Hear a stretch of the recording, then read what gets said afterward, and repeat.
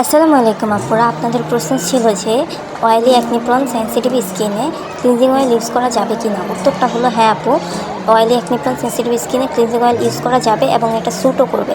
কারণ অয়েলি স্কিনে, acne prawn স্কিনে সবসময় দরকার হয় একটা ডিপ ক্লিন।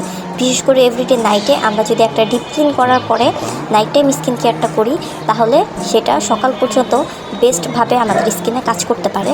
তাই অ্যাকনি প্রন অয়েলি স্কিনের আপুরা সবসময় চেষ্টা করবেন রাতের বেলা ক্লিনজিং অয়েল দিয়ে ডাবল ক্লিনজিং করতে। এরপরে সকালবেলায় আপনারা বুঝতে পারবেন যে নাইট টাইম স্কিন কেয়ারের প্রোডাক্টগুলো আপনাদের স্কিনে কত ভালোভাবে কাজ করেছে।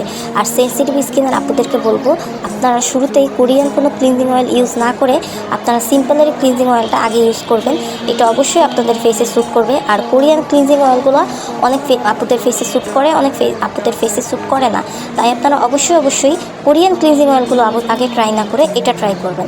আর এটা মেইনলি সেন্সিটিভ স্কিনের আপুদের জন্য মেক করা হয়েছে। আর অয়েলি অ্যাকনি প্রন স্কিনের আপুরা আপনারাও এটা ট্রাই করে দেখতে পারেন। এটা অ্যাকনিকে ট্রিগার করে না, পোর্সকে ক্লগ করে না, আর ফেসকে ভিতর থেকে ডিপলি ক্লিন করে। তাই আমার সাজেশন থাকবে অবশ্যই আপনারা সবাই সিম্পলের এই ক্লিনজিং অয়েলটা একবার হলেও ইউজ করে দেখবেন।